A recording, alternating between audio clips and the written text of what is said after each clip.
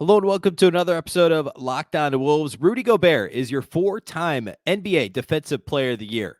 Also, let's talk about the Wolves' coverage on Nikola Jokic. We spent a lot of time on the Murray conversation on Tuesday. Let's talk about the Jokic coverage and also what to look for in Game 3 when the Wolves are on offense. All that's upcoming next. Welcome in.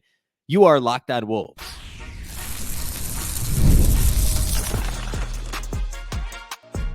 You are Locked On Timberwolves, your daily Minnesota Timberwolves podcast. Part of the Locked On Podcast Network, your team every day.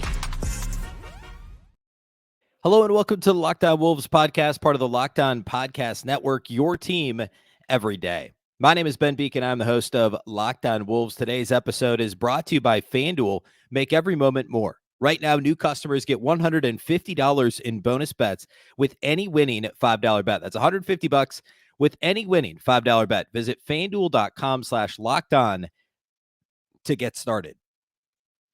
Happy Wednesday, everybody. Happy hump day. We are still 2 days away from Game 3 of Wolves and Nuggets. But hey, the Timberwolves, so far, I think the rest has done them wonders in the playoffs. So it's a positive thing overall, even if we all have to wait, an extra day or two here for another game. I want to get to a lot of stuff today. We obviously got to talk about big Rudy Gobert winning Defensive Player of the Year here off the top. We'll do that. Then I want to get into some Jokic defensive discussion, or I should say how the Wolves have been guarding Nikola Jokic. And then I want to talk Wolves offense toward the end of the show here today. So lots to get to. A big thank you here off the top for making Locked On Wolves your first listen every day. Of course, this show is free and available everywhere. That includes YouTube as well as all of your favorite audio platforms. Wherever you like to listen to podcasts, you can find Locked On Wolves. You can also watch on the Locked On Sports Minnesota app on both Roku and Amazon Fire TV. And you can follow on X at Locked On T Wolves and also at Beecken with 2 B's, 2 E's, CKEN. I should note off the top, no doubt you've seen this news already. Recording this early on Wednesday. This was reported. It was around the end of the business day on Tuesday. The NBA decided to fine Jamal Murray $100,000 and not suspend him for tossing. Tossing a towel on the floor, tossing a heat pack on the floor, and this was not mentioned in the fine, but he did in fact make the money gesture and point at Mark Davis. I understand why the NBA did it, and I'm okay with it because, frankly, I mean, Jamal Murray has not been good in this series. He's obviously a diminished version of Jamal Murray, and I get, like, you get what you ask for, and maybe I'm I don't know, treading in waters I shouldn't be wanting to tread in, but like Jamal Murray hasn't been good anyway. So I just assume the Wolves hopefully complete a series win over a quote unquote full strength. I know he's injured, but the Wolves don't need Jamal Murray to be suspended to win Game 3, right? They've won games 1 and 2 fairly easily without him or with him on the floor. If you just look at this in a vacuum, like if I told you a player threw something on the floor from the bench that, threw 2 things on the floor. One, that slid and hit the referee's foot, which is the towel, which then implies that the heating pack, which also came close to Mark Davis, was also thrown at him. So if I had told you that a player threw an object on the floor that was sitting on the bench that almost hit a referee, and there's reason to believe he tried to hit a referee and was not suspended, if I told you that in a vacuum, or if you told me that, I would be absolutely floored. And I would say there's no way. So I was genuinely surprised when the NBA did not suspend Jamal Murray a game. I'm okay with it. I get that he hasn't been in trouble before. He's been a model NBA, citizen star or whatever, star citizen. And I also buy that playing into it, right? I buy that being part of the calculus. It's still surprising to me because the precedent is pretty crazy. And, if it wasn't the playoffs, if this were the regular season, I would say like, hey, let's see what else players can get away with, right? Like players might just try and push the line here. The NBA is probably betting on that not being the case because it's the playoffs, but otherwise, like that's a fair precedent matters, right? And so if we're going to say that, past transgressions or lack thereof in the case of Jamal Murray matters, then I would say that precedent matters here too. So a little bit surprising. I would say a lot surprising, but I get it. And, the $100,000 fine, I know Rudy was fined the same amount for simply the money gesture. And then I guess also the comments after the game that, made that worse.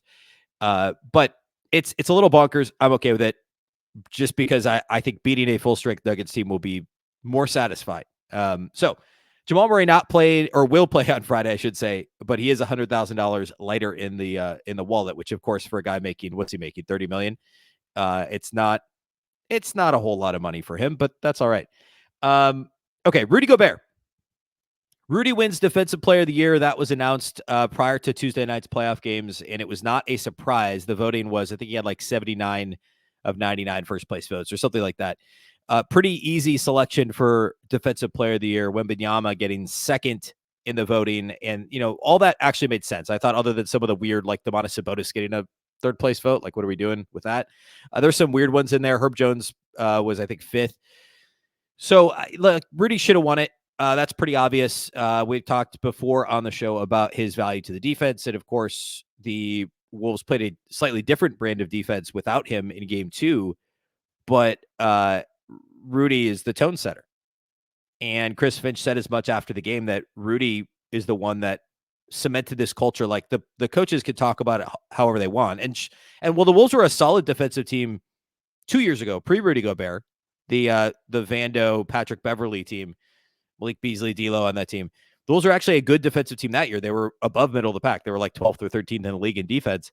So credit to the coaching staff, obviously. But Rudy being the guy on the floor to really implement the strategy and to reinforce the strategy and to also allow them to play differently, right? Because they weren't playing the same coverages 2 years ago. They weren't playing drop. It was just different, right? They were blitzing. It was just a more active, higher variance, if you will, defense, tried to generate more turnovers. That was kind of the goal because they didn't have the correct size to be able to protect the rim. But now with Rudy and an experienced Jaden McDaniels and an improved Naz Reid and Kyle Anderson, like they've got the size to play drop. They've got the size to switch more often.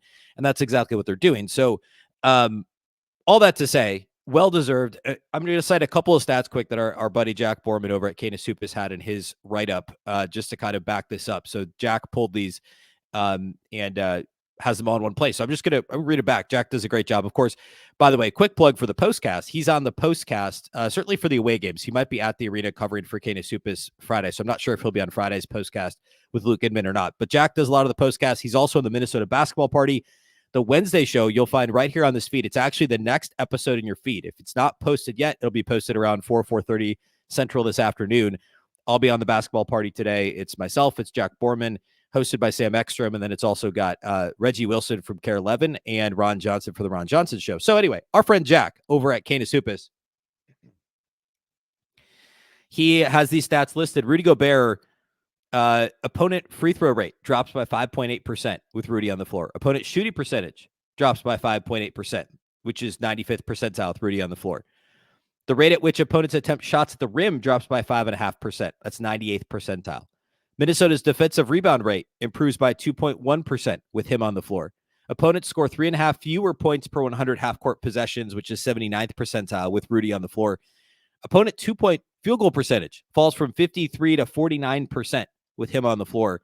The opponents also generate nearly 3 less putback attempts per 100 possessions and score 4.1 fewer points off putbacks per 100 possessions with him on the floor. He's just one of 5 players in the league to have at least 50 steals on 150 blocks, and he's 4th in the league in defensive rebounds per game. No matter how you slice it, no matter how you dice it, Rudy is the best, most versatile defensive piece on the league's best, by far, defensive team. I talked about this on Tuesday's show.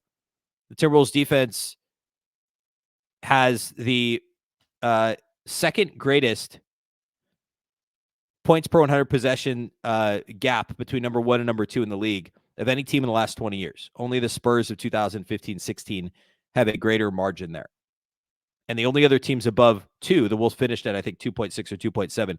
The only other teams with a gap above 2 are the Milwaukee bubble team, the COVID year 1920, and then Boston in 2007-2008 with old friend Kevin Garnett on that team. Just a generational defensive team, a generational defensive performance by KG that year. I'm almost positive he won Defensive Player of the Year that year. So there you go. It makes sense for the anchor of the best defensive unit and one of the league's premier help defenders, one of the league's premier shot blockers, one of the league's premier rebounders, to win that award. Congrats to Rudy Gobert. All right, lots to get to here yet. I want to talk about the Wolves' defensive coverages on Jokic. We spent a lot of time on the Murray conversation on Tuesday in the wake of the game, and may get back to that here before Friday night. We've still got 2 shows before the game on Friday. But I want to talk about how the Wolves got into Jokic, made things difficult for him on in game 2 specifically without Rudy on the floor, and how that was different than how they played him in game 1. Then I want to talk about what to look out for in offense. I don't want to say I'm not concerned, because the Wolves have been awesome through 2 games, but what to watch based on like game 1. Game 2 was an anomaly, hopefully not, but it seems like to be an anomaly in some ways. But also there were some weird anomalies in game 1 that I want to get back to, and like what's real here, right? What do we look out for when it comes to game 3? So all that is upcoming here next. Today's episode of Locked On Wolves is brought to us by our friends over at DoorDash. Moms are a gift, so give her the best this Mother's Day. Get gifts as thoughtful as she is with DoorDash. Select from hundreds of expertly crafted bouquets to the best of tech to self-care essentials and more, delivered right to her door. Mother's Day is this Sunday, so if you haven't, get on it. Does mom have a sweet tooth? Is she a tech enthusiast, a beauty connoisseur, or is she outdoorsy? No matter what she's into, you can make her smile with a fruit or flower bouquet, makeup, tech gear, workout wear, and more. Pair flowers with a gift card so she can celebrate any way she wants. If she's a bookworm, try a bookstore gift card. Does she love a good latte? Get a gift card to her favorite coffee shop. You can't go wrong. Get thoughtful gifts she deserves with the convenience you need. Choose same-day delivery or schedule a week ahead for when flowers and gifts should arrive to her door with DoorDash. Shop with savings that would make her proud. With a Dash Pass membership, you'll save with a $0 delivery fee and reduced service fees on eligible orders from Dash Pass merchants that meet the minimum subtotal. Other fees, including service fees, apply. Terms apply as well. Get a Mother's Day gift as unique as she is with DoorDash. Use code LOCKEDONNBA. Get 50% off your next order, up to $15 when you spend $15 or more on your next flour, convenience, grocery, or retail order now on DoorDash. That's promo code LOCKEDONNBA, LOCKEDONNBA. Order using DoorDash today. Terms apply. Today's episode is also brought to us by our friends at LinkedIn Jobs. When you're hiring for your small business, you want to find quality professionals that are right for the role. That's why you have to check out LinkedIn Jobs. LinkedIn Jobs has the tools to help find the right professionals for your team faster and for free. LinkedIn isn't just another job board. LinkedIn has a vast network of more than 1 billion professionals. That's billion with a B. It makes it the best place to hire. It gives you access to professionals you can't find anywhere else. LinkedIn does all that while making the process easy and intuitive. Hiring is easy when you have that many quality candidates. So easy, in fact, that 86% of small businesses get a qualified candidate within 24 hours. LinkedIn knows that small businesses are wearing a ton of hats and might not have the time or resources to hire. They're constantly finding ways to make the process easier.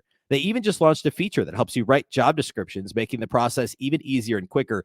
2.5 million small businesses use LinkedIn for hiring. Post your job for free at linkedin.com/LockedOnNBA.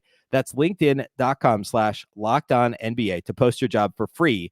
Terms and conditions apply.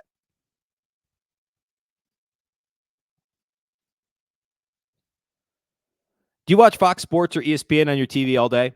If you do, no doubt you have to turn down the volume because of all the shouting. Instead, make the switch to Locked On Sports Today, a free 24/7 sports streaming channel program for you every day to bring you the biggest stories without all the screaming. Locked On Sports Today brings you can't-miss analysis, opinions, and news, streaming 24/7 on YouTube or the free Amazon Fire TV channels app, part of the Locked On Podcast Network, your team every day. All right. Let's talk Jokic. And the way the Timberwolves have defended him it changed, obviously, from game 1 to game 2 by necessity, out of necessity, I should say, because of the absence of Rudy Gobert. Game 1, the Timberwolves primarily guarded him straight up with Karl-Anthony Towns. Occasionally, they got cross-matched in transition, and it ended up being, Nas, or it ended up being Rudy. But the goal was to have Cat guard him straight up, have Rudy provide help essentially on the back line, right? Essentially, as Jokic turns to make a move, Rudy could come from the weak side and block the shot. That's kind of the intention here, right? That's how the Timberwolves played him when Cat was healthy in the regular season. It's how they played him last year, and it worked as to the extent that any defense usually works against Nikola Jokic. However, without Rudy in game 2, when everyone rightfully, I thought, fully expected Jokic to have a big game without the security blanket of Rudy Gobert lurking near the rim, Jokic had a very pedestrian game to the point where, like, he wasn't bad. He was just actively quiet, which is an oxymoron. But like, he only had 16 points, which is a very un-Joker-like performance. He did have 8 assists, but he also turned it over 4 times. So through 2 games in this series, Joker has 17 assists, but he also has 11 turnovers. And he's shooting only 16 of 38 from the field, which is right around 40%. He's 2 of 10 on 3-pointers in this series so far. So, yeah, I said around 40%, 42%. It's right in front of me. 42% for the field, 20% from outside the arc in these 2 games for Jokic. What the Timberwolves did differently is they just showed him different coverages, which is exactly what you should do when your primary, like if option A isn't necessarily available, and I know Cat was still the primary defender, right? But option A is Cat plus Rudy. If that's not available, make them guess. Make Jokic guess what's going on. Make him try and speed him up, which very few teams, a lot of people have said this. I know Kenny Smith said it on TNT. I think after game 1, like he's never seen anybody speed Joker up.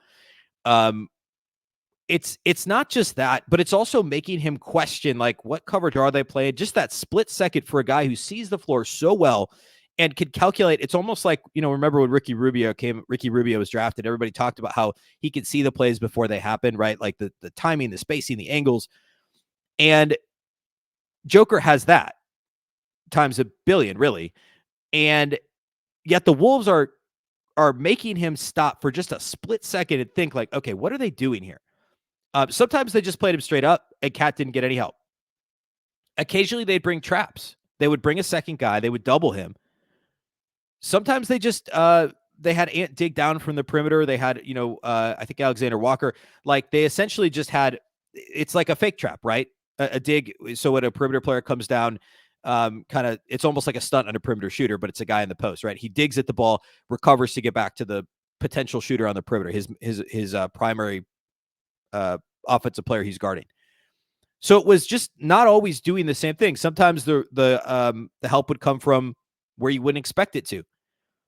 And in those cases, like Jokic made a couple of nice passes because he always does, right? There was one where he was trapped on the baseline. The Wolves brought a double and he slung a pass like under the basket to the opposite corner. And I think it was KCP knocked down a 3-pointer and the Wolves still got a decent contest on it. Like that's going to happen. And it's the reason why you don't normally want to double Nikola Jokic because he can make those passes. You'd rather guard him straight up and just try and make him make a difficult shot, which is why the late doubles with Rudy coming over from the weak side, ideally. But in the case of occasionally it was Nas, right? Like if you're doubling him with 2 6'10" guys with Nas and Cat, all of a sudden there's this length on him. He's going to have to make a choice. It's shoot a really difficult shot or pass where the Wolves have length and athleticism in rotation as well. And that's generally what was happening, was he was trying to pass out of that. The Wolves were doing a good job of clogging up passing lanes.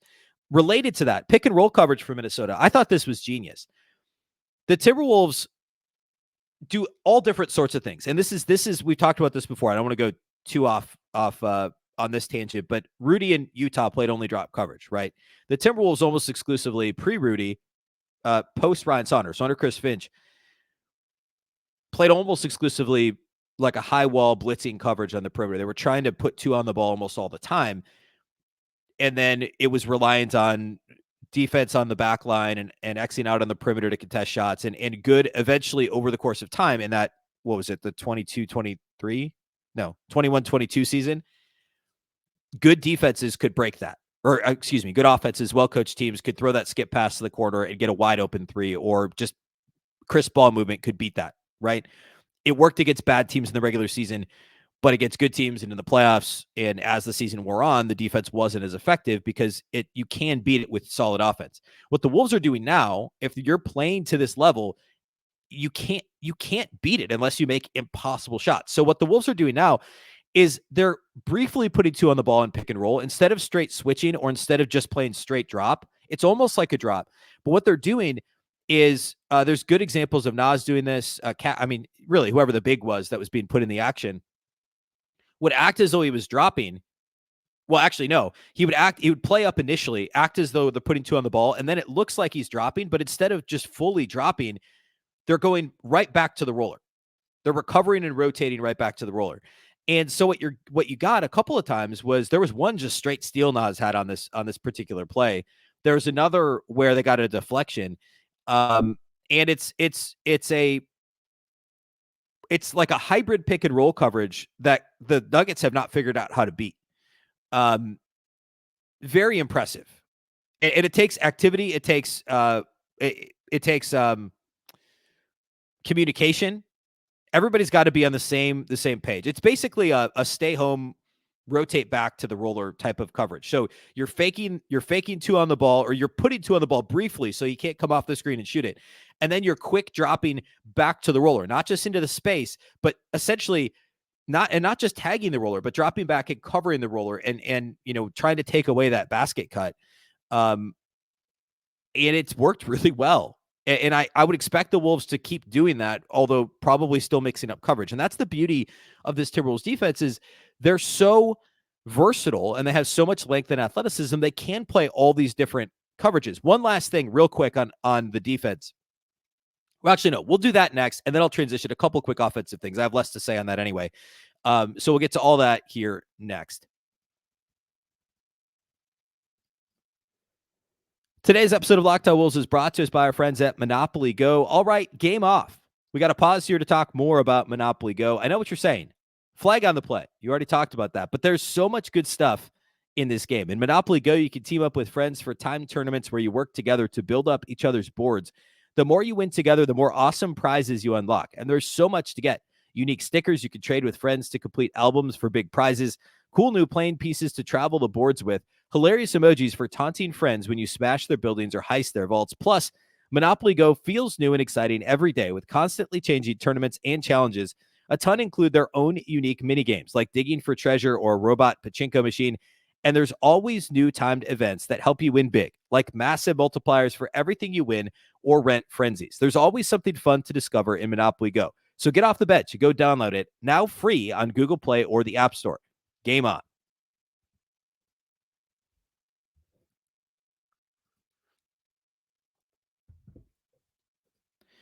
All right, one last thing about the Wolves defense. So we talked about mixing the coverages against Jokic without Rudy on the floor, keeping him guessing, occasional traps, occasional doubles, digging from the perimeter, etc. Just making him stop for a split second. We talked about the pick and roll, helping recover, two on the ball and then rotating back to the roller quickly to try and shoot that gap and keep the pocket pass from happening there.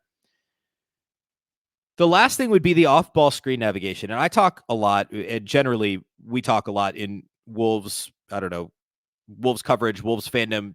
We talk a ton about the Wolves, ball screen navigation, which is huge.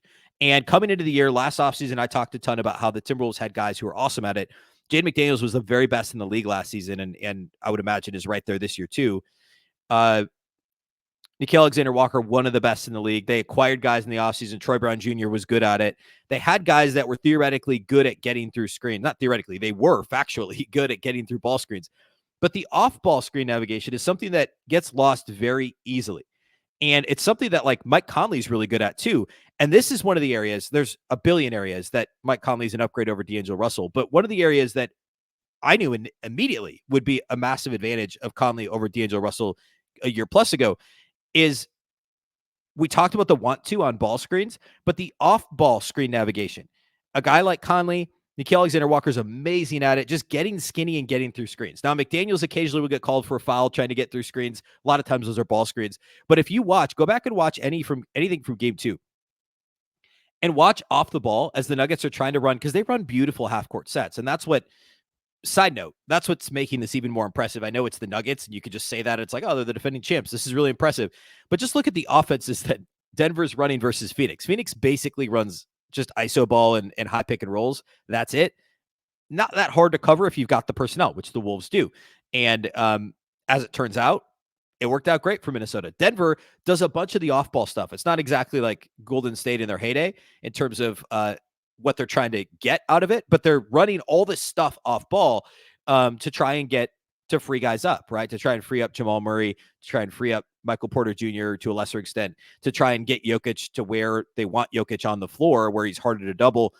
And the Timberwolves perimeter guys primarily are just flying through these screens. Like they're just getting skinny and getting around them, getting between guys, not getting picked off in coverage. And like, I guess I am picking on it, but like D'Angelo Russell would just give up and let himself be screened, right? Like they had guys in the past that would happen to them.